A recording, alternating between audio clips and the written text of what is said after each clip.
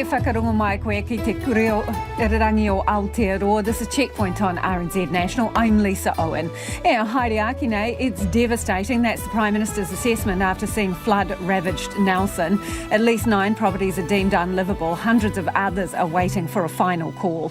40% of our rangatahi are regularly AWOL from school. How do we get them back?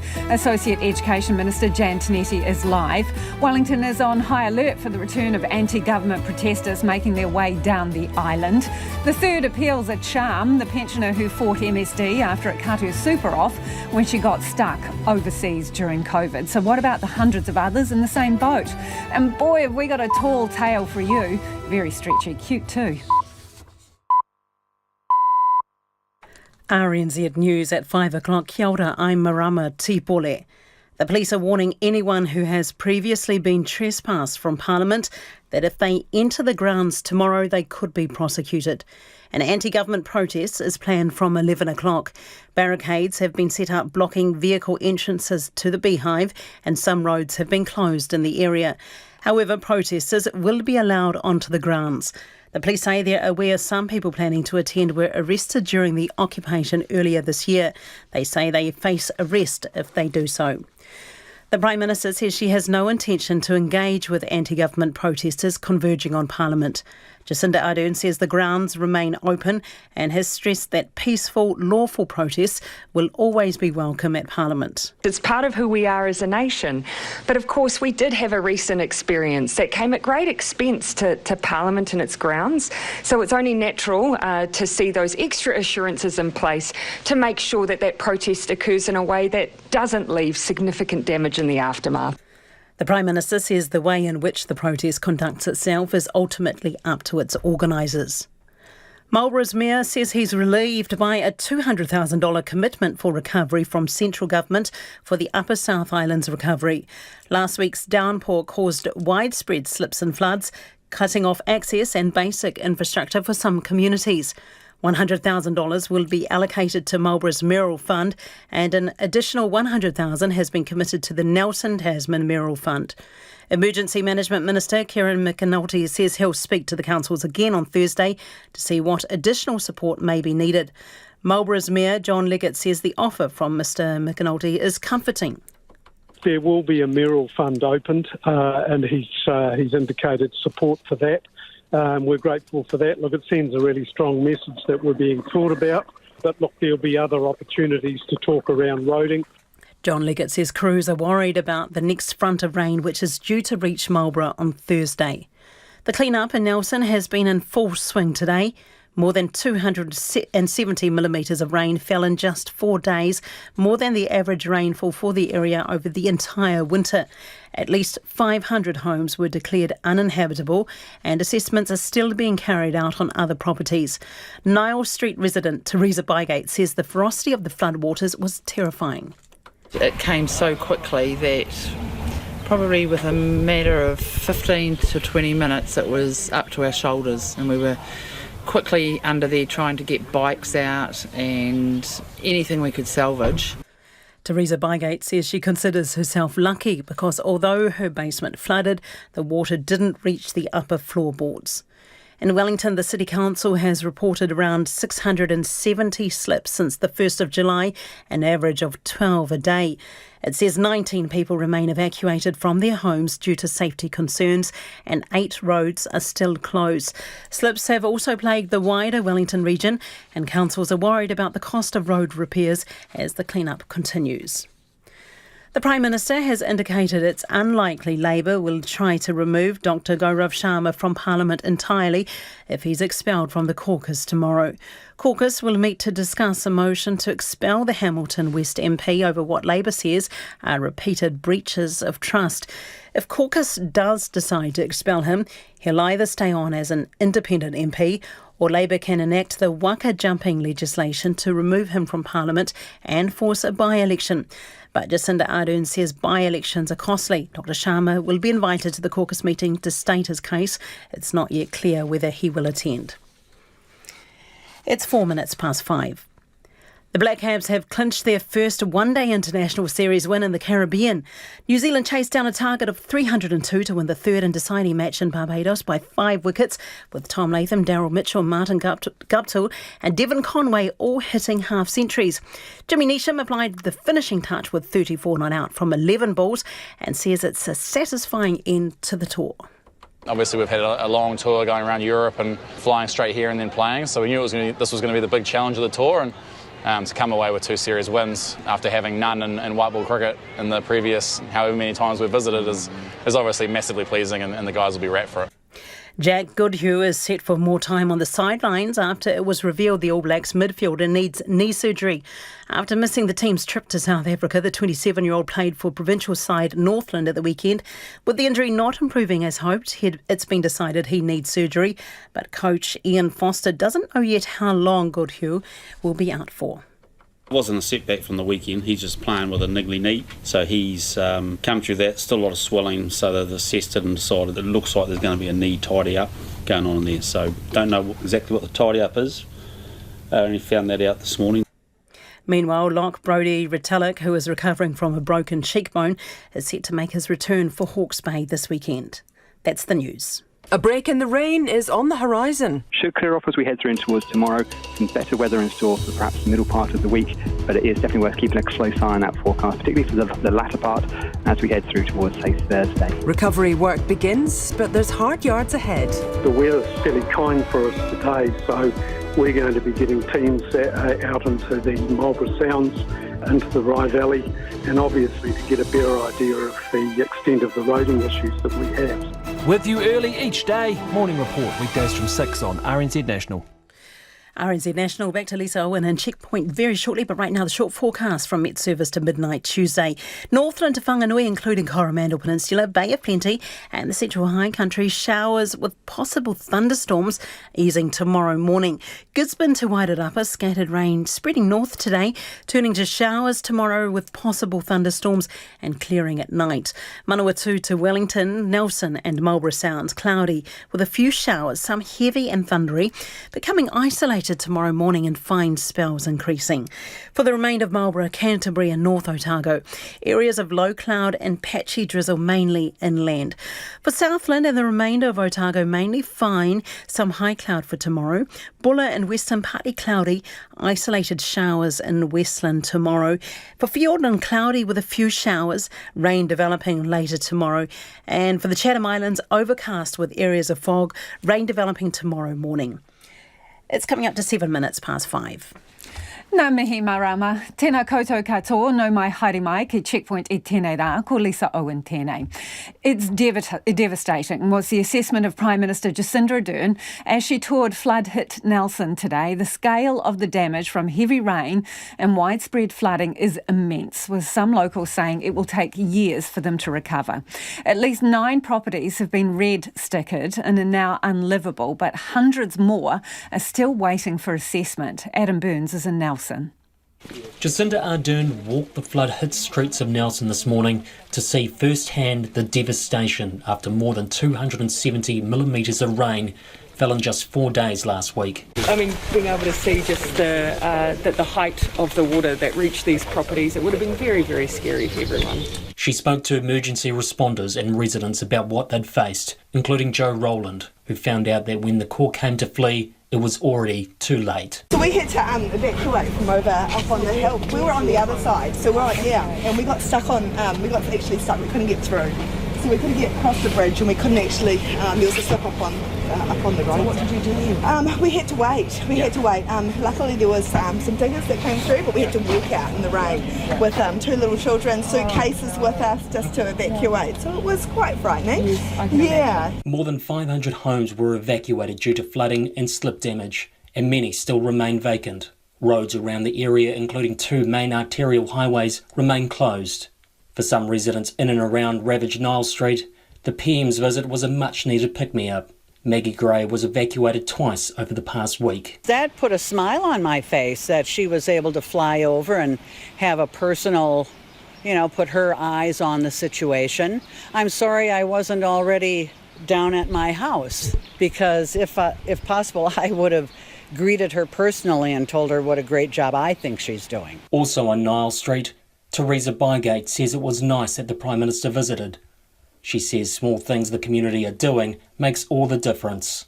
Just for some people, how they react to just take them away and, just have a quiet area for cups of tea and stuff for the people that are affected, not the hangers-on so much, but, our neighbours just devastated. The Prime Minister says her heart goes out to all those affected. Whether it's 1 or whether it's 500, that's someone's home, and that will have a huge impact on them. But I'm always amazed in the repeated events I've seen across New Zealand, that same spirit of just supporting one another and getting through. I just wish I didn't see it so often. The cost of damage is predicted to reach tens of millions of dollars, and it will take years for the community to return to normal. And more money is on the way for Nelson Tasman and Marlborough. Te Piramia made an announcement this afternoon. Following discussion with Minister McAnulty, who is in close contact with the mayors in both regions, we will be kicking in the mayoral relief fund in Marlborough with an initial $100,000. We expect this to be extended. We've also received advice from the Mayor of Nelson that their relief fund should be extended by a further $100,000, taking it to $300,000. A reminder, the Mayoral Relief Fund is not intended to be a full recovery fund, far from it. They're instead highly discretionary funds that mayors can use as they see fit on the needs they identify in their areas. They sit separately to the funding that goes, for instance, into roading, welfare needs provided through the likes of MSD, targeted accommodation support and so on. It is highly discretionary though, and it's intended to get money into mayoral relief funds quickly to support recovery in very short order. And that's Te Piramia Jacinda Ardern speaking a short time ago in Wellington. It is 11 minutes past 5. Kia mau tonu mai. Stay with us. You're listening to Checkpoint on RNZ National. A pensioner stranded overseas for months due to COVID border restrictions has won a drawn-out battle with the MSD over her super payments. Rosalie Dobson had her pension cut off last year and was ordered to pay back a large chunk after she got stuck in Indonesia. She'd travelled there in June last year at short notice to sort out her business after her relationship ended. But Rosalie couldn't get back, trying for more than 6 months to get a spot in managed isolation before eventually arriving in Aotearoa in March 2022. After 26 weeks overseas, pension payments are frozen. And at 30 weeks away, you can be forced to pay back the previous 6 months of super. Now, that's what happened to Rosalie and hundreds of other pensioners, and she's been battling it out with MSD ever since, reaching her third and final review. I was left feeling incredibly frustrated and actually angry, and more so angry by the reactions of fellow citizens of New Zealand more than... I understand there's a process. I'm very grateful that I can have a super in New Zealand, that we have that available to us. But the whole thing was awful. It was terrifying. It was frustrating. I was angry. I was upset. I thought, how am I going to pay this $10,860 or whatever it is back? It was awful. And there were lots of other people in far worse situations than me, and I felt terrible for them. Where were you when you heard that your pension was being cut off? I was in Indonesia. Yeah, I'd kept in touch with my caseworker from before I left to go over there. And as it was coming towards the 26 weeks and I was still unable to get home, I was in touch again frequently, explaining that I was trying every way possible to get back, but I couldn't. And I was worried that my pension was about to stop a month later, and what could I do? And that's when I had the first appeal, and they decided that, well, too bad, that's it. You've been away more than 30 weeks, so therefore it's not just stopping, it's also repaying everything that you've had during that 26 weeks. Just briefly, Rosalie, can you explain why you needed to go?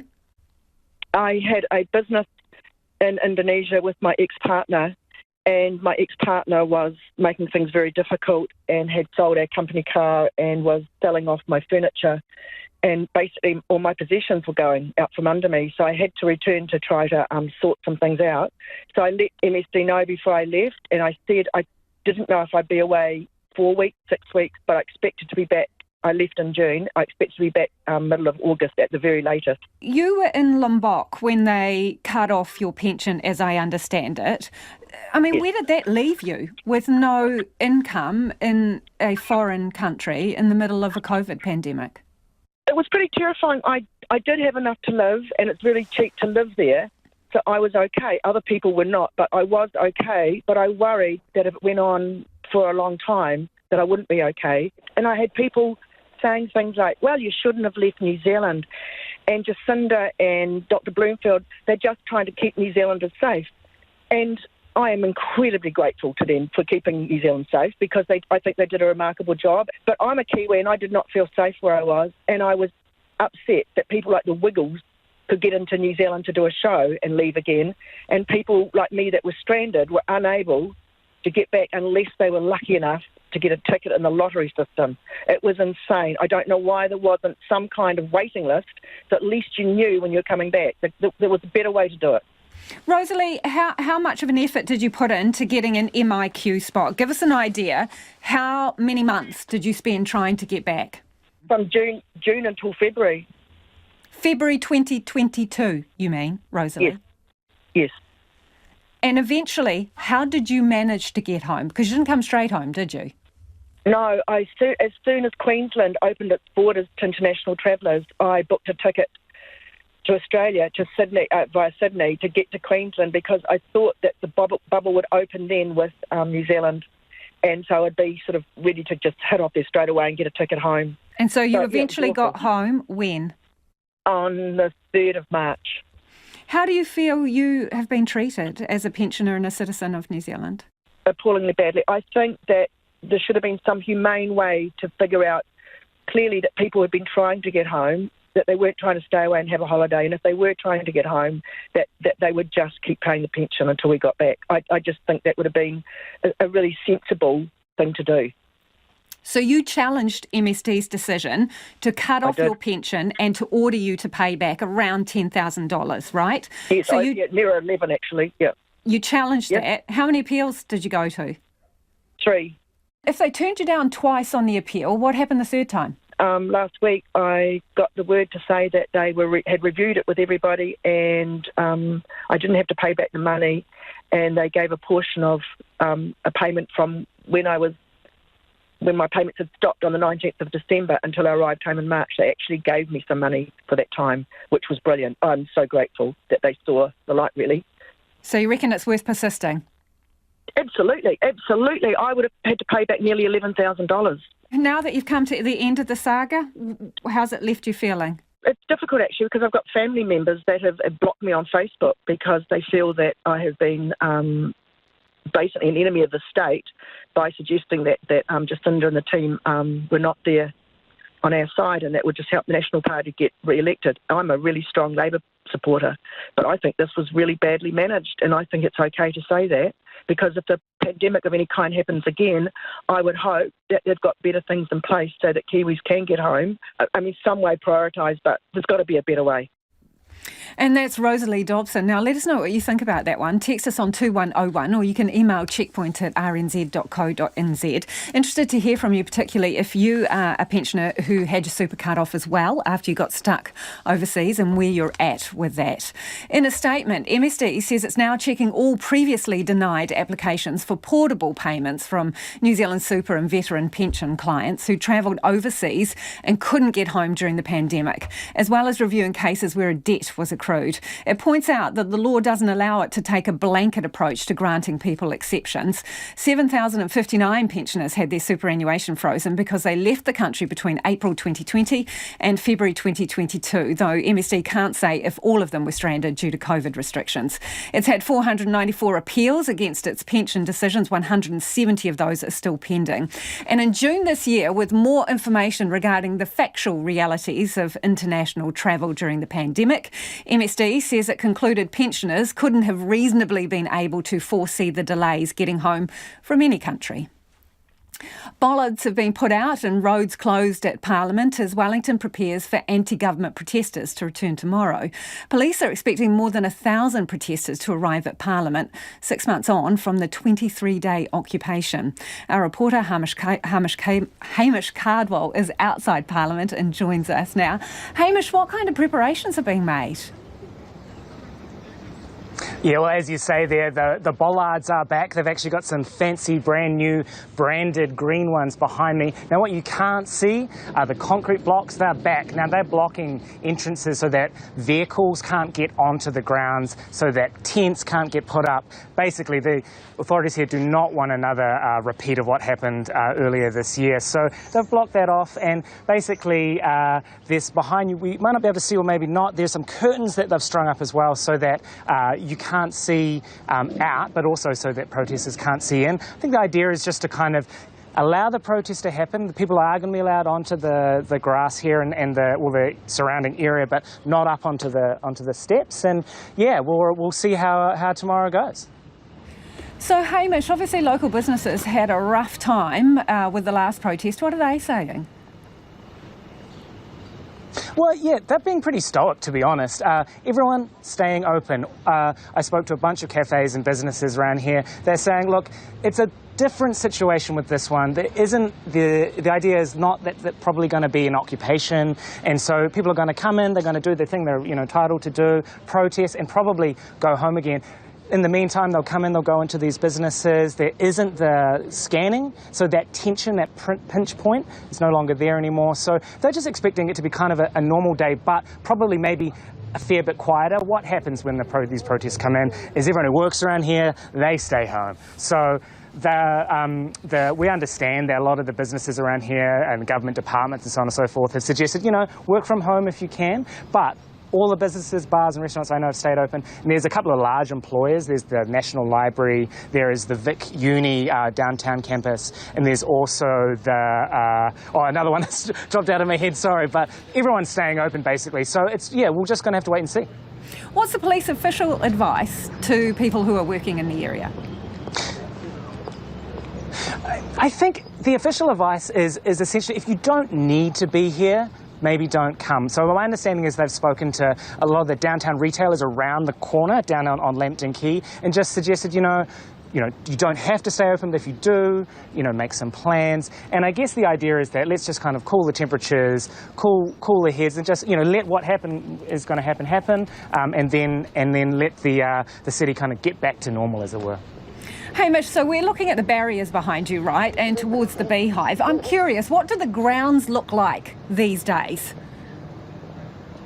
Is the grass growing back? Is it tidy? I wish I could turn the camera and show you.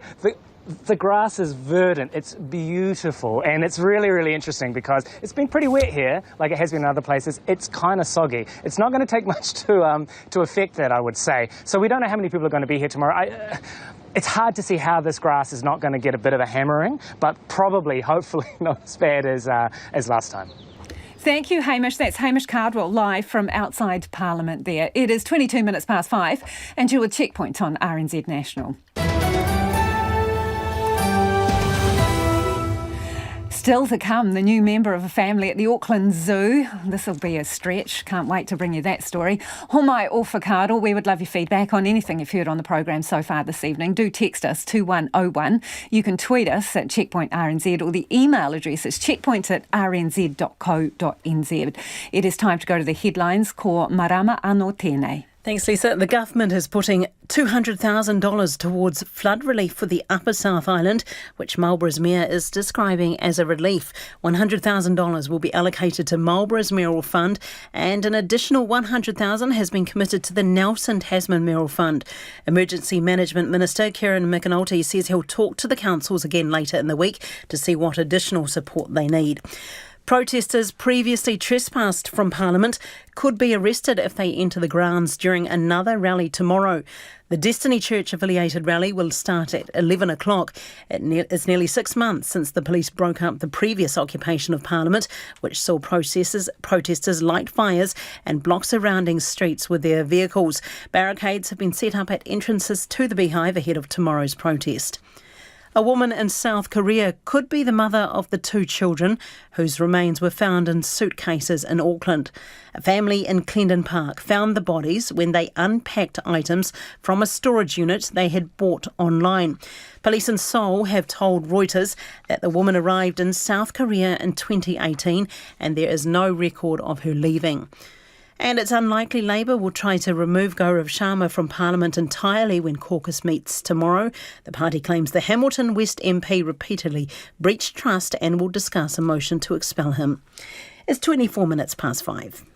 Ngā mihi marama. Some of your feedback now on our earlier interview with Rosalie, who was a pensioner who was stuck offshore during the whole COVID border restrictions, and her super payments were cut off and she was told she'd need to pay back about $11,000. She won basically on her third appeal against the MSD decision. Mixed bag in terms of your response. This person says, regarding the pensioner stuck in Indonesia, what is wrong with the culture at MSD that this even got to the point of having to go through the review process? Someone else says, regardless of why she left, the government stopped her returning. Two-faced rules that showed a lack of integrity and a mockery of kindness. But this one from another listener, business and pension, wow, entitled. And this, once again, a tweak of the system to advantage entitled boomers. Superannuitants know the rules. If you need to go off seas in a pandemic, then you have to re-evaluate the risks. Do keep your feedback coming, 2101 on the text, or you can tweet us at Checkpoint RNZ. Every school day is a big day. That's the lesson for parents whose kids are skipping class. Only about 60% of children in Aotearoa are regularly going to school. The numbers have been nosediving since 2015 and COVID's just made it worse.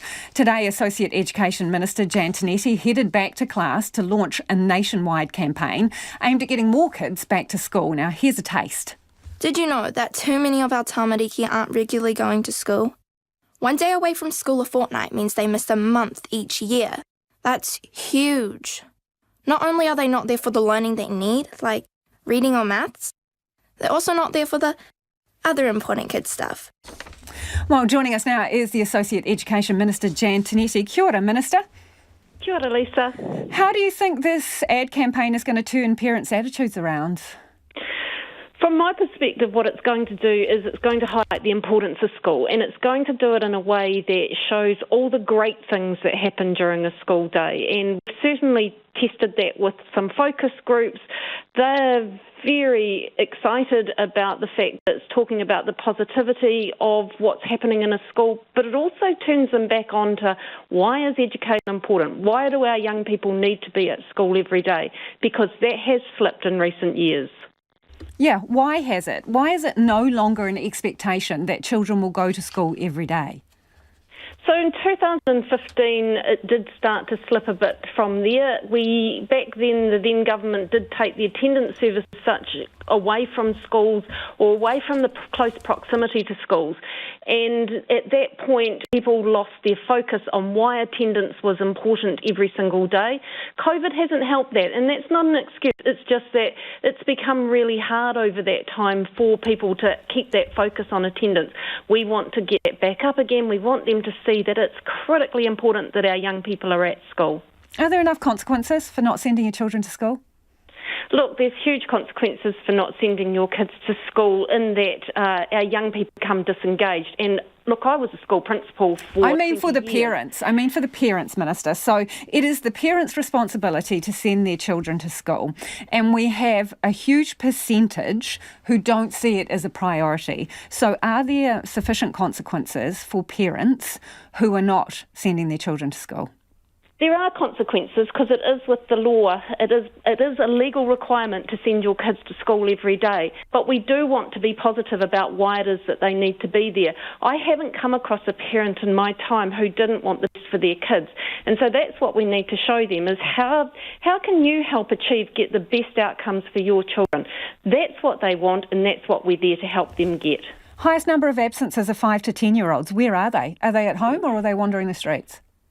You know, it becomes really easy for young people to stay at home, to wake up in the morning and say, I don't feel like going to school today. And because the parent might be there with them, they'll tend to keep away, thinking, maybe it's easier for me just to do that, just to keep them there.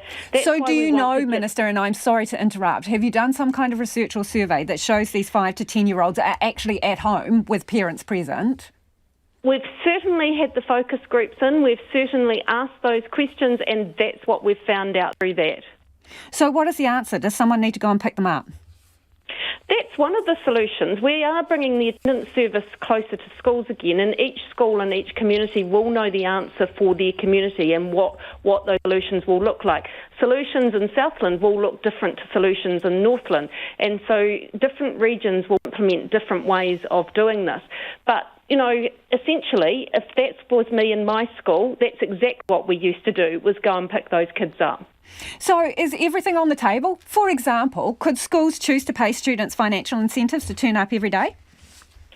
I think that schools use incentives now to get their kids to turn up. I'm not sure about financial incentives, but they certainly use incentives to get their kids there.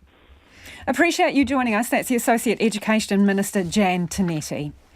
Chunks of earth just keep tumbling down in Wellington. Persistent heavy rain has sent landsliding, blocking streets and forcing some residents to get out of their homes.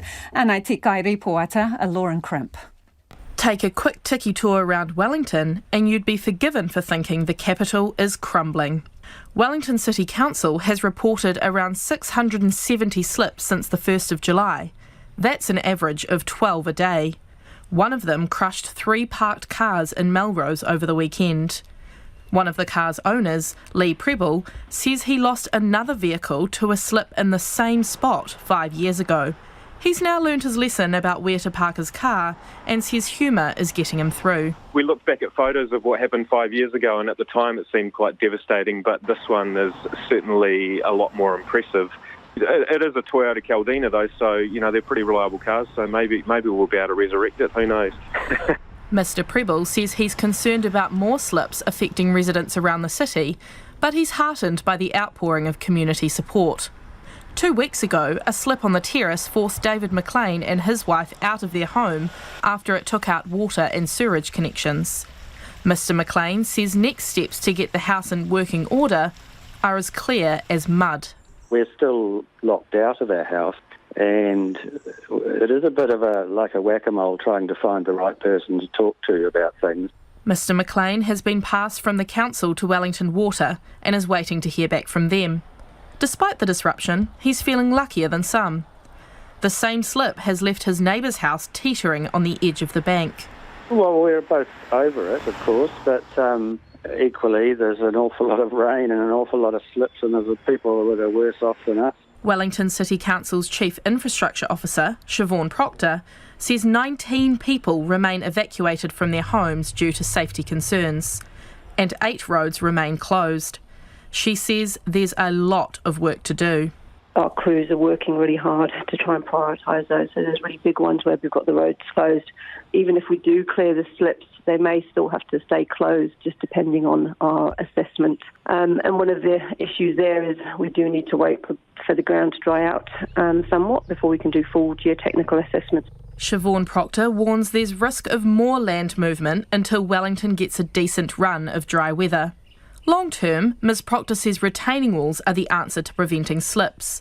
She says a work program around building and strengthening retaining walls has been in place for decades, so council will be marching on with that to keep the city intact. Slips have also plagued the wider Wellington region. Porirua Mayor Anita Baker says while the city got off lightly with no damaged homes or evacuations, roads in the area need a lot of attention. But Ms Baker says that relies on something council doesn't have enough of. It's money. Everything is based around funding and how much. We don't have money set aside for emergency roading, so it comes from another budget. So you're just moving one thing around. It means something else doesn't get done. Ms Baker says Porirua City Council had already bumped up roading budgets, but it gets chewed up as storms roll in thick and fast. Further up the coast, Kapiti Coast District Council is warning there's at least 6 weeks of repairs and maintenance work ahead. South Wairarapa has also been hit hard by flooding, And while all roads are now open, they too are facing a big clean-up. Councils are asking residents for patience and understanding while crews do their best to piece roads and hillsides back together. Lauren Crimp reporting there. It is 27 minutes to 6. Kia mau tonu mai. Stay with us. You're listening to Checkpoint on RNZ National. And it's time for the business news. Ko taku hoa e nai ko Nona Peltier, who joins me now in the studio.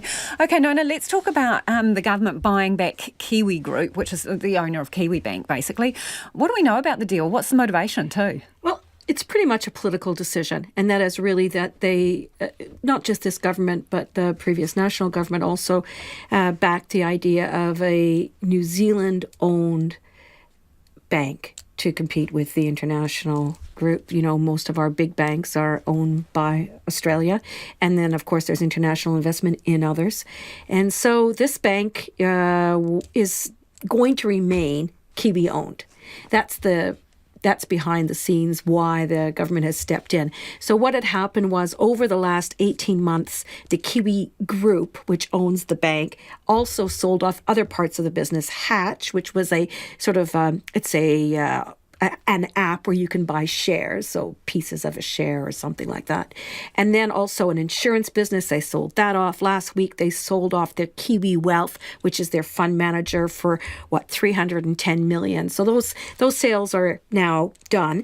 And what was left was the super fund stepped up and said, hey, we'll buy a majority stake in Kiwi Group and hang on to the bank. And it was decided that, no, that wasn't going to fly. So the government has said, we'll buy the whole lot back. Well, they own it anyway, really, because, if you look it's a paper transaction. It is pretty much, yeah. In terms of what it means to the customers, it's going to be no different. It's going to be business as usual, same management team in place. But it is going to mean a change in the balance sheet, so where things actually lie. And one of the things that's an issue, if there is an issue at all, is what happens when the government-owned Kiwi Bank comes to the government and says, we need some additional funds, please, for technology or whatever. Will they be competing with every other government department, for example, for funds from the government? That's going to be an issue because, of course, that's a very competitive sector. So we'll see what happens there. But for now, it's just business as usual. And although we don't have a price as to what the government's going to pay for to get it back, the indicative value is about $2.1 billion. Okay. Freightways has reported strong financial results as well as a deal to buy Australia's Allied Express. Now, what are the details? Right. So this is the reporting season, as you know. Yeah. It's busy. Freightways is one of those companies that gives us a good steer on how the economy is tracking. And according to this result, their net profit is up 46%. But overall, their underlying profit is also stronger. Their revenues are stronger. And what the company is saying is that they're feeling the same pain as every other business in New Zealand in terms of labor market disruptions and difficulty keeping staff and so on.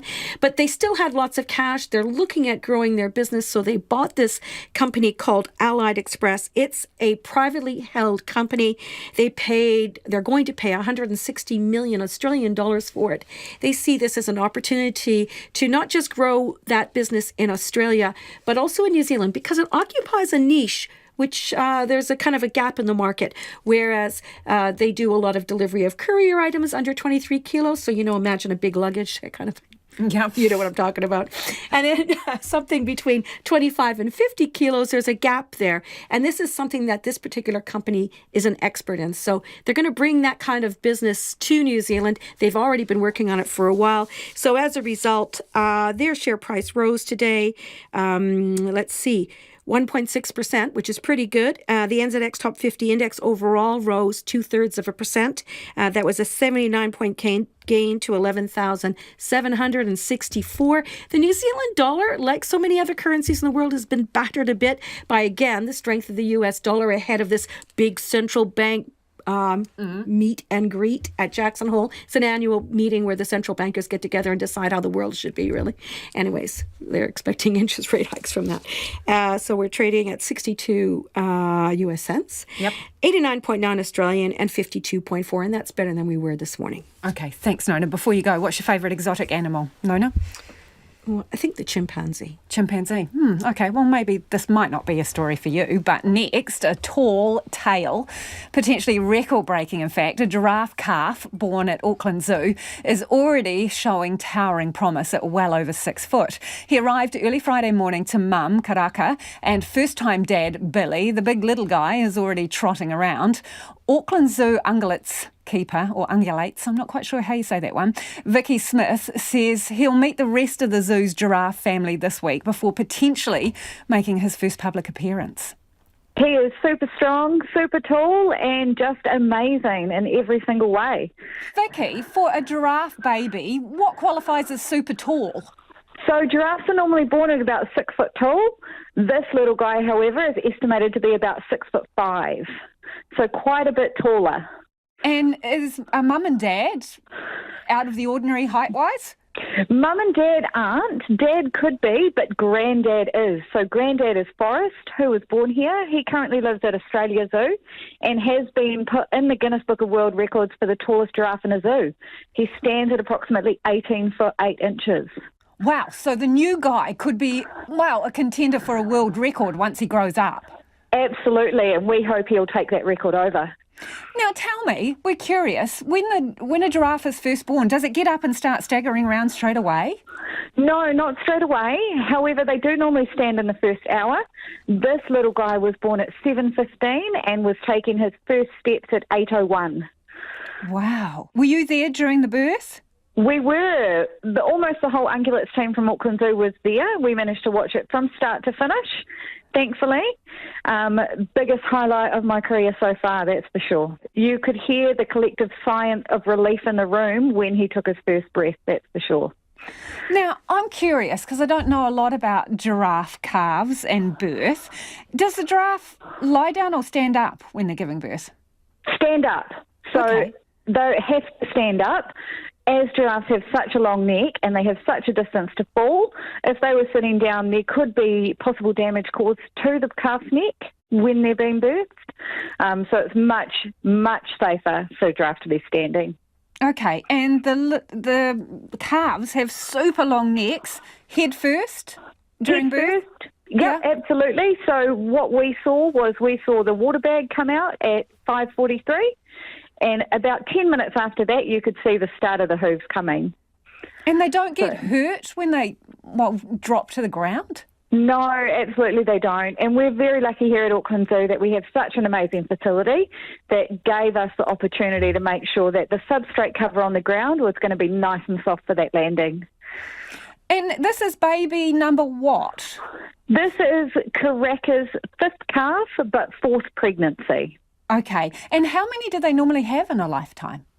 So she could continue to breed. So she is 12 years old at the moment, almost 13, and she could continue to breed for another 2 years. So maybe one more calf. I know you're asking for help with a name, so can you give us any clues to his personality, just to give us a steer where we might head with a name? Yeah, absolutely. So at the moment he's chill, calm and collected. But he does have a little bit of feistiness to him, as we saw this morning. So anything to do with him being super tall and super feisty. Oh, I mean, something as simple as Stretch, maybe? Yeah, there you go. We've had a couple of recommendations along the lines of Steve or Johnny. But yeah, we definitely want to go along the African track regarding his name, so we do want to relate it back to his African heritage. Okay. Hey, can you tell us something about giraffes that people, they wouldn't commonly know? So one thing that a lot of people don't realise is that they have 7 vertebrae in their neck, just like we do. But their vertebrae is about 25 centimetres long, each of them, compared to us. Vicky, is it true that they have horrendously high blood pressure? They do, but they do have an amazing anatomy. So they have a special valve system. That means that when they're bending down to drink and things like that, it'll actually close off. So when they're jumping back up, they don't have the ability to faint or anything like that. Right, so they don't get what humans get. You know, when you stand up too quickly and you might get a bit of a head rush, the valve stops that from happening with the giraffe. That's exactly it. Vicky, if people want to come and check the little guy out, when's he going to be out and about? So we're going to be starting to do introductions to him and the rest of the giraffe herd over the week. And hopefully in the coming next week, the week after, he'll be out on display for a little bit. It'll just be a couple of hours each day, just as he gets used to it. Also, it will all be weather dependent. So if there's a stormy day, you're definitely not going to see him out on the habitat. Hey, where was Dad during the whole birthing process? Dad was right next door in the next stall, so we kept the whole herd in. Our giraffe house is specifically built for giraffes, so they could all see each other, they could smell each other, they were there the entire time. It's the most adorable thing ever. I can't wait to share him with the rest of the country. And that's zookeeper Vicky Smith. There are some awesome photos and some footage of that giraffe. We'll put it on our webpage. And send us your suggestions for a name, please. 2101 on text, or you can tweet us at Checkpoint RNZ. No Googling. Also, no Dr. Google. What's a good collective noun for giraffes? Let us know. It is 17 minutes to 6. You're with Checkpoint on RNZ National. Homai o whakaaro, we would love your feedback on anything you've heard on the programme this evening. You can text us 2101, you can tweet us at Checkpoint RNZ or email checkpoint@rnz.co.nz. It's time to go to the headlines now. Ko marama anō tēnei. Thank you, Lisa. And I think I've got a good name. I'll give it to you after my news here. Some businesses near Parliament say they're already suffering financially ahead of another anti-government protest planned for tomorrow. A group aligned to the Destiny Church plans to descend on the capital tomorrow. One business says it's lost a large catering event which was planned for tomorrow. Another says some regular customers have told them they'll be working from home to avoid the protesters. And the government is contributing $200,000 towards flood relief in Marlborough and Nelson. And we'll talk to councils later in the week to assess their needs. Marlborough will receive an initial $100,000, which is likely to be extended, and the additional $100,000 for Nelson Tasman takes the region's funding to $300,000. A court has heard that a wealthy businessman offered a record $33 million as a guarantee he'd return to New Zealand after visiting his mother in China. Yi Kun-jung is accused of funding deceptive donations to the National and Labour parties. He's among 7 people defending charges relating to electoral fraud. And another US official has visited Taiwan despite threats from Beijing. The governor of Indiana, Eric Holcomb, says he's on an economic development trip. That's the news. It's 5:45.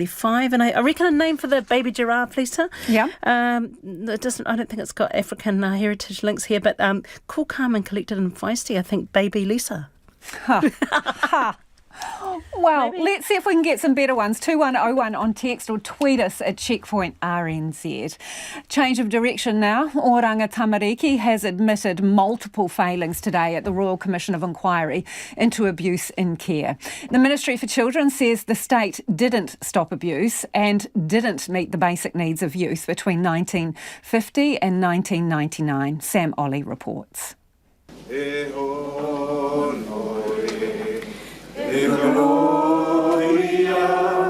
Chapi Tikani became Oranga Tamariki Chief Executive last year.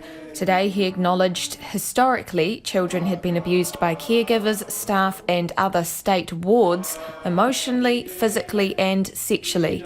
He says the state didn't believe reports of abuse sometimes or follow them up. This meant there were incidents that were not appropriately investigated, which contributed to a lack of accountability for those perpetrators and an increased risk of abuse and other forms of harm continuing or reoccurring. This failure also added to the trauma. Mr Tekane says the care system didn't meet children's basic needs, especially those with mental health problems and disabilities, Pasifika and tangata whenua. I acknowledge that the care and protection system between 1950 and 1999 failed to consistently and meaningfully ensure the cultural needs of all tamariki Māori were met. Oranga Tamariki also conceded today because of poor data collection, we will never know the true number of Pasifika and Māori who've been in state care. The ministry's chief social worker, Peter Whitcomb, acknowledged there had been repeated reviews into Oranga Tamariki's problems. We have not gone far enough yet and have certainly not fulfilled the aspiration and intent of Paotiara 2 and the treaty obligations. And Deputy Chief Executive Nicolette Dixon conceded trust problems between Māori and Pākehā involved in state care remain. There's certainly evidence of that occurring and continuing to occur at times. Some evidence was met with disappointment by a survivor in the public gallery while the Chief Executive was outlining changes to transform Oranga Tamariki. There was a vocal response. The plan is designed to achieve better outcomes for tamariki, inga rangatahi and whānau, empower staff to excel, enable local approaches and lead across the system. Tell the truth. Another survivor, Te Aroha Knox, was watching today's hearing from Nelson. She was glad to see the state accept mistakes, but her heart is set on the national apology and redress the government is preparing. The proof is in the pudding. We're in about recovery now. So as fast as they get somebody up there and say sorry. Oranga Tamariki is giving evidence for another 2 days.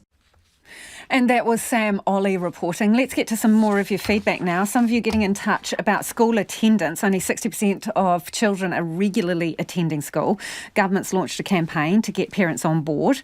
One listener says this campaign is window dressing. Where is funding for disabled and neurodivergent children? The growing number of homeschoolers also shows the curriculum in schools are not meeting the needs of children.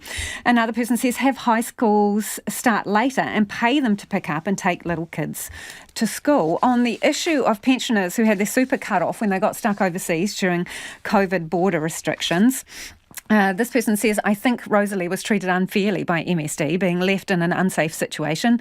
But this is how MSD treats New Zealanders, and it's called wearing down tactics. That's from Lynn in Tauranga. Another listener says, I think the Ministry of Health and the government only have limited ability, and they did their best. This one too, having to travel overseas doesn't make you a traitor. People in this country have become so insular and judgy. I'm over it. MSD is proactively reviewing the cases of pensioners who had their super cut off after getting stranded overseas due to COVID border restrictions, with some ordered to pay back 6 months' worth. According to the rules, after 26 weeks, overseas pension payments are frozen, and at 30 weeks away, you can be forced to pay the previous 6 months of super back. 7,059 pensioners had their superannuation frozen because they left the country between April 2020 and February 2022, although MSD can't say if all of them were stranded due to COVID restrictions. Earlier in the program, we heard from a pensioner who, after months of battling, finally had MSD's decision reversed and the $10,000 debt against her wiped. Now, MSD says it has had 494 applications for a review of their decision. 170 are yet to be decided. Retirement Commissioner Jane Wrightson joins us now. Kia ora, Commissioner. Kia ora, how are you? I'm very well, thanks. How much of an issue has this been for superannuitants? It's been a big issue for superannuitants who travelled during and after lockdown. So it was the closure of the borders that was the problem, and also MIQ. And it's important to remember that certainly of the ones that contacted my office, the travel was for helping family. It was because of family illness. There are occasionally some business issues that Rosalie talked about. But people weren't travelling lightly because, as you know, it was a very difficult time. So they went on the understanding that they would either be able to navigate MIQ, and it was easy when they went, or that any closure would be smaller, like after the Australian travel bubble, and they got stuck.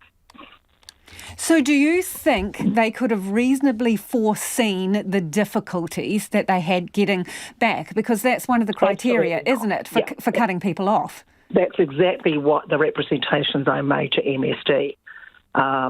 And MSD's original view, I think, was that it was indeed foreseeable. That's in correspondence with many pensioners. Yes, it's foreseeable, you shouldn't have gone.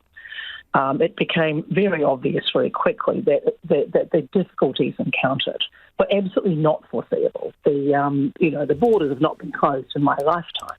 They were last closed, I think, in wartime. So this was a cruel and unusual period of our history. Everybody was trying to do their best. But this one, I think, just fell through the policy cracks, and I'm really pleased that MSD is now working hard to resolve it. It's months on, though, isn't it? It's months on, and some people are still faffing around trying to get their situation sorted. And having talked to a few of them, it's pretty stressful. Should it be this hard? I was surprised how hard it was too, because again, you look at it and you go, oh, well, they must be able to count them up, on a database. Well, actually, they can't. So they are a bit hamstrung with the systems they've got inside. Finding the numbers and how difficult it had been and whether these cases were legitimate took some time, and I certainly didn't want to take a position until I understood this better myself. But yes, it's been painfully slow. It means, I think, that people are doing this case by case. I did ask the MSD to consider a blanket ruling. They concluded that they couldn't. I still contest that, but that's their business. So, Commissioner, they say... So this is why the Rosalie publicity and other such stories is really important. So people who have had repayment demands immediately need to contact MSD, not to pay, and to wait for a review of their case. Okay, so that's your advice. Do not pay, contact MSD immediately and go through the review process. That's right. The review process itself is also difficult. I want to look at this in a different review next year, because I obviously can't take individual cases. You need to go to an advocate for that. But I want to look at the settings around NZ Super, and I want to look at the reviews and appeals process, because it does seem time-consuming and cumbersome.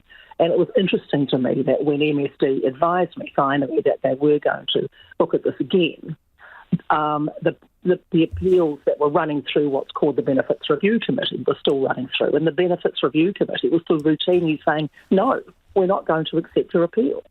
So there was still some systemic issues there. Yeah, so when you say you're wanting to review, is it that, do you not think that the legislation is fit for purpose? Because, again, you just said it was your view that potentially they could have made a blanket decision, yet MSD in their response to Checkpoint has said each case need to be reviewed individually. So is this piece of law fit for purpose around super? I don't know whether some of the settings are. The case-by-case thing is an interesting one, and I'm not going to, tell MSD how to run their business. That would be silly. But I do think nobody can tell me, for instance, you must repay 6 months pension after 30 weeks away, what the point of that policy is. And there would have been a point at some point, I think. But I think what we're looking at now is a system that was designed, in effect, when people on the pensions did not travel. And we're a global society now. So there may be areas which could do with some deeper review, I think. And this is providing an opportunity to do it. Appreciate your time this evening. That's the Retirement Commissioner Jane Wrightson there. A genius, a ninja and a gentle giant who loved his people. Just some of the words used to describe Sir Toby Curtis, the Māori leader who died last week. Thousands poured through his marae at Lake Rotoiti over the past 4 days to pay tribute to the late Te Arawa leader. Jamie Tahana was there for the final day today.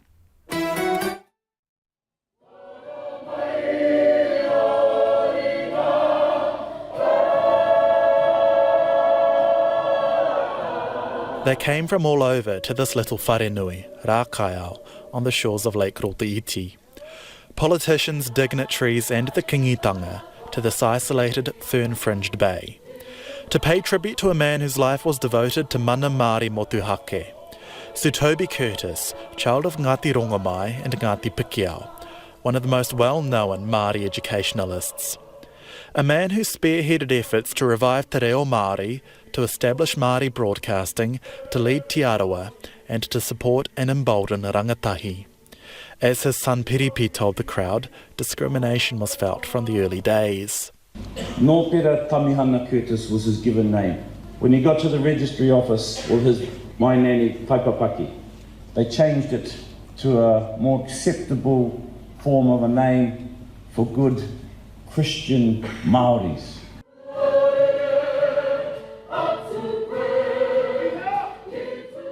Beyond his myriad accolades, niece Ngaro Matahana outlined a family man besotted by his wife Mary, who had a fast induction to Pikiao. She was out here visiting from Australia. Fresh Australian here in Aotearoa. She met this handsome Māori man. He swept her off her feet. And the first date they went on, he said, pack your bag. we're going on a date. He brought it to a tangi here. His final 16 years were spent as the chair of Te Arawa Lakes Trust, leading the iwi through its post-settlement phase. Its chief executive, Karen Vercoe, says his work there is immeasurable. You know, we've still got unfinished business in terms of our settlement, and this is a place where Toby swam. This was a place that Toby played, that he grew up in, that he caught fish and koura, you know, and so for us we are the kaitiaki or the hungatiaki of our lakes, and so therefore that's why we're so passionate about ensuring that our waias return. But Sir Toby left in Ohaki, not that she's giving details. He left a few instructions for all of us, and I won't repeat those instructions because it might mean I don't ever meet with the minister again. His moko, Dennis Curtis, says Tā Toby touched countless lives. He's created a platform for Te Arawa, for all Te Ao Māori. Now it's up to them. The future is on the pipe. It's on our tamariki mokopono and our wharekura kohanga reo. It's on reviving our reo, which is well and truly here. And we've demonstrated something clearly to all our iwi, all our hapu, that this is a man that gave the rangatahi the opportunity. So where to from here? Just keep pushing. The work is not done.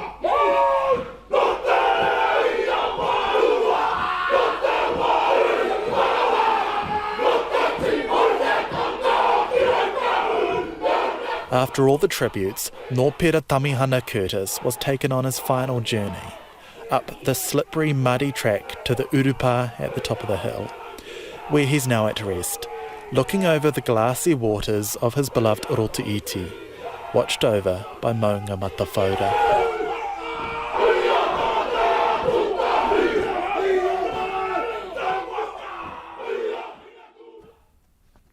And let's go to some of your feedback now. A lot of you getting in touch about the giraffe born at Auckland Zoo. Tom reckons we should call it Stephen Adams, a reference to the height, no doubt. They think this could be a record-breaking giraffe in terms of height. They want a name that references Africa. Shani's got in touch. Giraffe name, Mandela, a giant among men. RNZ News at 6 o'clock. Kia ora, I'm Marama Tipole. Anti-government protest action planned for tomorrow is already hurting business near the Parliament precinct, but most intend to stay open. A large crowd is expected with some roads in the area blocked off. A local business says they've already lost a large catering event for tomorrow. One cafe manager says business is down today. He says the public and protesters are welcome tomorrow, but people must behave. Basically, the rule is if you're going to be a dick, you're going to get out, you're going to be chucked out. So if you want to come in, you just want to have a coffee, that's cool. That's going to be a safe haven. The cafe manager says regular customers have told him they'll work from home tomorrow, so he's expecting it to be very quiet. The police are warning anyone who's previously been trespassed from Parliament that if they enter the grounds tomorrow, they could be prosecuted. 19 people in Wellington are still not able to return to their homes after weeks of heavy rain caused landslides over the weekend. The City Council has reported around 670 slips since the 1st of July, an average of 12 a day. One resident forced out of his home due to a slip on the terrace 2 weeks ago still doesn't know when he'll be able to return. David McLean says the slip took out water and sewage connections at his house and he can't go back until they're fixed. But he says he's having trouble getting answers. We're still locked out of our house and it is a bit of a whack-a-mole trying to find the right person to talk to about things. David McLean says despite the disruption, he feels luckier than some with the same slip leaving his neighbour's house teetering on the edge of the bank. Meanwhile, the government is putting $200,000 towards Merrill relief funds in the flood-hit Marlborough and Nelson regions. Marlborough will receive an initial $100,000, which the Prime Minister says will likely be extended. Nelson Tasman has been given an additional $100,000, taking the total money funded to $300,000. Jacinda Ardern says the mayors can use the funds as they see fit. The Associate Education Minister is confident a new campaign will improve school attendance. Only 40% of children are going to school more than 90% of the time, and the government wants to lift that to 70% by 2024. Jan Tinetti told Checkpoint the pandemic has worsened school attendance, especially among children aged 5 to 10. It becomes really easy for young people to stay at home, to wake up in the morning and say, I don't feel like going to school today. And because the parent might be there with them, they'll tend to keep away thinking, maybe it's easier for me just to do that, just to keep them there. Jan Tanetti says some schools are picking up children from home to ensure they get to class.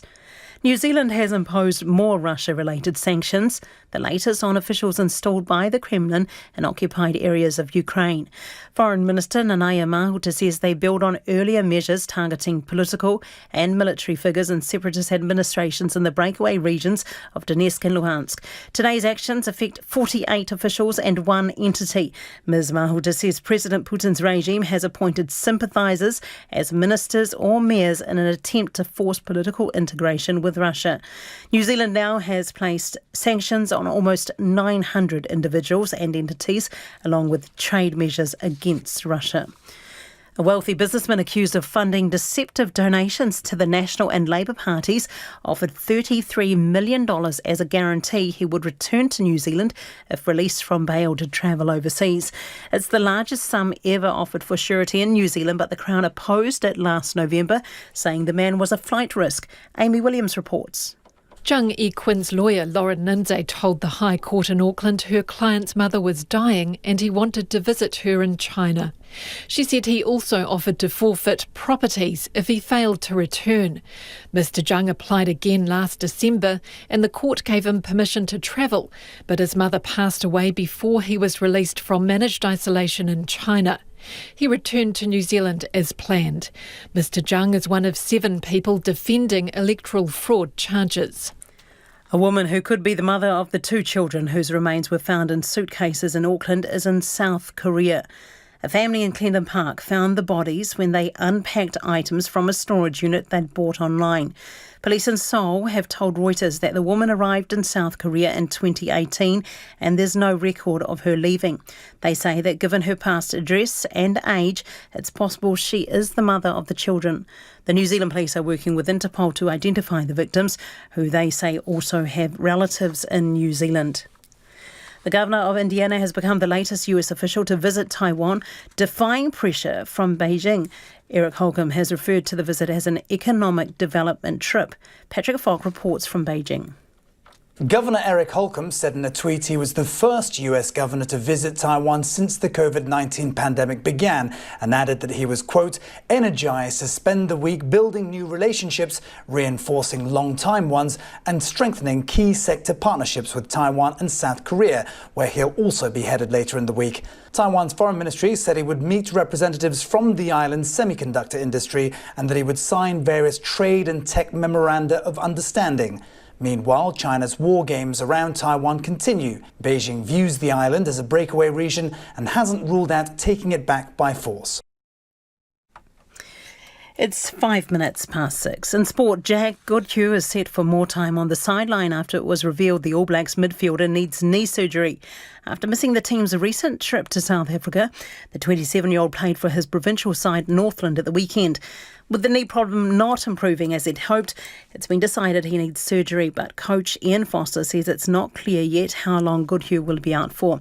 Meanwhile, lock Brodie Retallick, who is recovering from a broken cheekbone, is set to make his return for Hawke's Bay this weekend. The Black Caps have clinched their first one-day international series win in the Caribbean. New Zealand chased down a target of 302 to win the third and deciding match in Barbados by 5 wickets, with Tom Latham, Daryl Mitchell, Martin Guptill and Devon Conway all hitting half-centuries. Jimmy Neesham applied the finishing touch with 34 not out from 11 balls. And Shane van Gisbergen says it would be a dream to be the last Supercars winner at Pukekohe. The New Zealander claimed 2 more wins at the weekend to extend his series lead ahead of the next round in New Zealand. It's the last Supercars event in Aotearoa before the track closes for good. My interest in supercars started at Pukekohe, and I'd love to go out there with a good result and a good showing, but as I sort of said, I'm trying not to get too excited. I want to go there and treat it like every other round and not get too caught up in all the celebrations about it. Van Gisbergen leads by 500 points going into the Pukekohe round. That's the news. Tonight on Nights, Peter Lamp on the fall and rise of All Black coach Ian Foster. New Zealand Symphony Orchestra principal trombonist David Bremner brings in the top brass. The bell tolls for this week's moment of calm. And the story of Guo Jian, soldier of China's Cultural Revolution, until a love song on a banned radio station rocks his world on nights with me, Brian Crump, after the news at 7 on RNZ National. RNZ National, Lisa Owen and Checkpoint back in a minute, but right now the short forecast from Met Service to midnight Tuesday. Northland to Whanganui, including Coromandel Peninsula, Bay of Plenty and the Central High Country. Showers with possible thunderstorms easing tomorrow morning. Gisborne to Waitarapa, scattered rain spreading north, turning to showers tomorrow with possible thunderstorms and clearing at night. Manawatu to Wellington, Nelson and Marlborough Sounds, cloudy with a few showers, some heavy and thundery, becoming isolated tomorrow morning and fine spells increasing. And for the remainder of Marlborough, Canterbury and North Otago, areas of low cloud and patchy drizzle mainly inland, Southland and the remainder of Otago mainly fine, some high cloud for tomorrow though. Bulla and Western partly cloudy, isolated showers in Western tomorrow. For Fiordland, cloudy with a few showers and rain developing later tomorrow. And for the Chatham Islands, overcast with areas of fog, rain developing tomorrow morning. It's coming up to 9 minutes past 6. Kia ora rā e ho, no mai hoki mai, this is Checkpoint ko Lisa Owen tēnei. Singapore's Prime Minister has announced the country is ending its ban on gay sex by repealing a British colonial-era law. LGBT activists in Singapore are hailing the move as a win for humanity. Lee Hsien Loong says times have changed in the typically conservative city-state. The government will repeal Section 377A and decriminalise sex between men.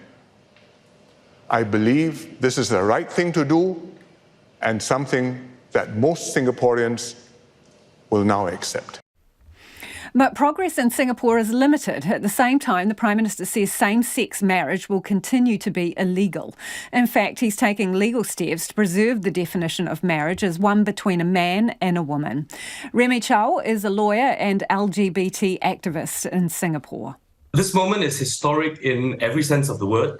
377A is a relic of colonial history that we inherited from 1938. And since then, it's been the most visible sign of state-sanctioned discrimination against LGBT Singaporeans. The repeal of this law isn't just about sex, it's about love. And with its repeal, we are one step closer to equality before the law. Businesses in Singapore, which are hugely influential, have been pushing for more modern laws for some time. With more, here's the BBC's Monica Miller. The Prime Minister Lee Hsien Loong last night said that it is the right thing to do, and it's something that most Singaporeans now accept. But one other thing he did say in his speech to the country last night is that Singapore can't be left behind in luring talent. Now, this is something that global corporations like Alphabet, Goldman Sachs, Facebook, and Barclays have been asking the government to do, and it's because it's a barrier to hiring the best talent that's out there, especially as the global economy shows signs of slowing down. Other countries in the region, such as India, Taiwan, which is a city-state, but also in Thailand, have made similar moves, which is also showing that a direction which the world is taking, and something that they certainly can't be left behind. Prime Minister Loong had said that the definition of marriage between a man and a woman is something that will be enshrined in the Constitution. It won't be decided in the courts like it happened in the United States. Now, that doesn't mean that gay marriage is completely banned, but it will make it much harder to implement. The BBC's Monica Miller there.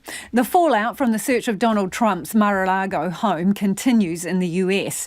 The FBI says it's received an unprecedented number of threats from supposed supporters of the former president. Meanwhile, there's growing concern in the US intelligence community that agents in the field may be compromised because of the material taken by former President Trump. CNN's Brian Todd reports. The possible unsealing of the probable cause affidavit for the FBI search of Donald Trump's Mar-a-Lago home, raising concerns about what it could mean for the safety of FBI agents. A Justice Department lawyer telling the judge if the affidavit is unsealed, the department would want to redact background information on the agents involved in the search. If I were an FBI agent right now, I would be concerned. If that affidavit is released, even if it's heavily redacted, could it put agents in further danger? Former FBI counterintelligence operative Eric O'Neill says it depends entirely on what the released information says about the search's objective. If the basis for raiding Mar-a-Lago was just to find documents, then I think there's going to be a lot of trouble in the nation. If the affidavit is unsealed with redactions that protect witnesses, and it shows that there is something really critical that mandated and merited the FBI raiding Mar-a-Lago, I think that people are going to give the FBI a break. The Justice Department also warned that targets could be tipped off and witnesses could be spooked.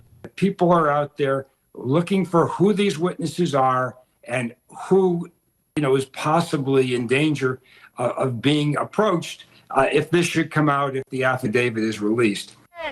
The possibility that the former president could release surveillance video of the search is also worrisome to current and former agents, like CNN's Josh Campbell. If the faces of these agents actually makes it into the public domain, that could put those agents at risk, because we know after the search at Mar-a-Lago, those two agents who signed court records that were then released, they have faced unprecedented threats to their own personal security. But the threats already made since Mar-a-Lago have been ominous and are putting FBI agents on edge. A Pennsylvania man arrested for allegedly making threats on social media, saying FBI personnel deserve to die. My only goal is to kill more of them before I drop. That's according to court documents. In another incident, a social media account bearing the name of Ricky Schiffer, the suspect who law enforcement says tried to breach the FBI's Cincinnati field office before being killed in a roadside shootout, said on the night of the Mar-a-Lago search that the search was a, quote, call to arms. The rhetoric, this kind of violent rhetoric, there's a war, there's a civil war, the FBI is the enemy of the people, this stuff activates lone wolves. And we're hearing several FBI agents are taking extra precautions. Our Josh Campbell, a former FBI supervisory special agent, says he's hearing that some agents are carrying extra firepower and ammunition with them during routine field operations and doing things like circling their offices, scanning for potential threats before pulling into the parking lots. The Australian Prime Minister has been given legal advice on whether Scott Morrison broke any laws by secretly taking on 5 ministerial roles. He's showing it to his cabinet today and will release it tomorrow. Anthony Albanese has also flagged a separate review of his predecessor's conduct. Mr Morrison has so far fought off calls for him to resign from Parliament. The ABC's Henry Ballow reports. When Scott Morrison's secret ministries were revealed, the Prime Minister asked the Solicitor-General to urgently consider whether any laws had been broken.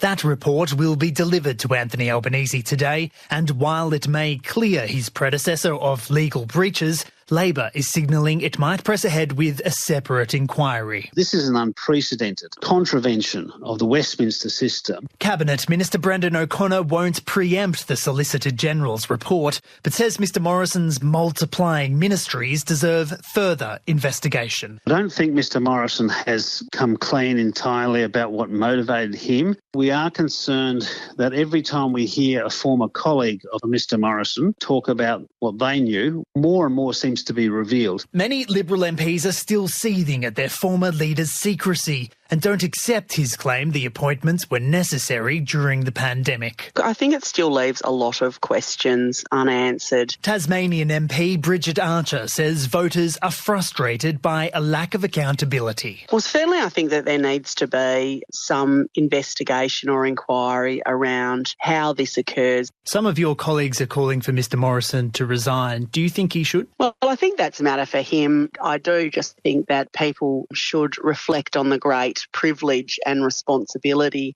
that they have when they're elected to these roles and think about whether they are fulfilling those obligations. And if they're not, then they might want to reflect on doing something else. The Greens want Federal Parliament Privileges Committee to investigate whether Mr Morrison misled the House, which could see him censured. Several crossbench MPs support that referral, but New South Wales Senator David Shoebridge says a broader inquiry is also needed. I think there are very real questions for the Governor-General to answer. The Prime Minister says the Governor-General acted on advice of government and shouldn't be blamed. But Senator Shoebridge says David Hurley should have insisted Mr Morrison's new powers be made public before swearing him in. Fool me once, fall on me. Fool me 5 times, That's the problem with the Governor-General. If on the first occasion he'd seen that there hadn't been any communication about the secret ministry, maybe that's acceptable. But on the second, the third, the fourth, the fifth... And he thinks the public service shouldn't escape scrutiny. The Prime Minister's and Cabinet Department seems to have had a significant role in establishing these secret ministries, and that too needs to be investigated. It's almost 18 minutes past 6 and you're with Checkpoint on RNZ National. Qantas has issued an apology for disruptions, cancellations, queues and delayed baggage that have combined to smash the airline's reputation. As part of the damage control, Chief Executive Alan Joyce is offering $50 flight discounts to unhappy customers. Over the past few months, too many of you have had flights delayed, flights cancelled or bags misplaced. There are good reasons why, but when it comes to what you expect from Qantas, it's not good enough. On behalf of the national carrier, I want to apologise and assure you that we're working hard to get back to our best. And the ABC's Peter Ryan has more. There is a very old but true saying in the world of crisis management, and that's when you're in a hole, stop digging. And Qantas is in a very big reputational hole. The major banks, of course, apologised at the height of the Banking Royal Commission. But in the case of Qantas, most of us have either experienced the chaos or know someone who has. But context is important. Qantas is reeling from a storm of surging demand for travel with the dark days of the pandemic fading. A 50% jump in sick leave, but also at the height of the pandemic, Qantas outsourced baggage handling that created 1,700 redundancies. The federal court found the move was in breach of the Fair Work Act and Qantas is now appealing in the High Court. But things have become so bad that Qantas executives and managers have been taking on frontline duties, including baggage handling. Even Alan Joyce was snapped by a passenger out on the tarmac helping out, which shows the Qantas spin machine really has been in overdrive. And that was the ABC's Peter Ryan. Climate change poses a drastic threat to where and how safely humans live their lives. With sea levels rising, inhabitants of low-lying islands face some of the greatest risks of all. The government of Panama is now helping one community of Indigenous islanders relocate. But in the coming decades, many more will need to be moved, and the Panamanian government can't afford the cost. The BBC's Grace Livingston reports.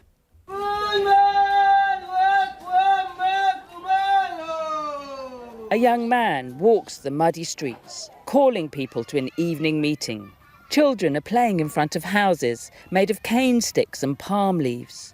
This is the island of Gardi Subdub, off the coast of Panama. It's clearly a thriving community here, but in just a few decades, this island could be submerged under the sea. 72-year-old Magdalena Martinez stands in the doorway of her wood and cane stick home, wearing a bright pink and red traditional dress. She says rising sea levels are already affecting their lives. It's having a big impact on our island. The sea is rising more and more and the streets flood. Because of all the seawater, we can't light our fires that are on the ground. Now we have to use stoves, which is costly because they use gas. Magdalena has lived on this island all her life. But along with the other 2,000 people who live here, she's preparing to abandon her home. We need to leave and go to the mainland because at a given moment, the sea is going to take over the island. Clearly, it won't be today or tomorrow, but we need to think of our youth and our children. This is one of the 365 islands that belong to Gunayala, a semi-autonomous indigenous region in northwestern Panama. 50 of the islands are inhabited. Panama's Environment Ministry predicts that by 2050, all of these islands could be underwater. I'm getting a boat back towards the mainland now. The government is building 300 houses on the mainland, as well as a school and a health centre, but they're not completed yet. But it's not just this community that wants to escape the ever-rising tides. The population of 10 other islands also say they want to leave now, but they have no houses to go to. I'm in the bustle of Panama City now, and I'm going to the Ministry of Environment to speak to Dr. Ligia Castro. She coordinates the government's response to climate change. She says the first 300 houses will soon be ready, but the government does not yet have the money to build homes for the other 30,000 people whose islands will be flooded. Funds from the international community are needed to enable the government to continue building the houses required for all the people who are going to be displaced from the islands to the mainland. The Inter-American Development Bank financed the first housing project, she says, and the government's in talks with the bank to try to secure more funds to build homes for other islanders. But she's aware that the clock is ticking and that according to her government's own estimates, within 30 years, many of the islands may be underwater. To the US now, and the Academy of Motion Pictures, the group behind the Oscars, has long been at the centre of controversies about representation in Hollywood.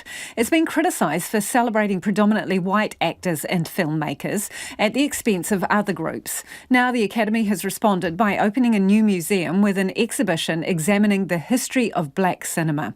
The BBC's Regan Morris went along. In the 1943 movie Stormy Weather, the Nicholas brothers have a dance routine that defies gravity. They tap dance on a piano and leap over each other, landing into splits down a staircase. Filmmaker and Academy member Ava DuVernay describes it as one of the greatest dance sequences ever recorded on film, and that it captures the essence of the Academy's new exhibition focused on the history of black cinema until 1971. This exhibition showcases the generations of black artists whose shoulders we stand.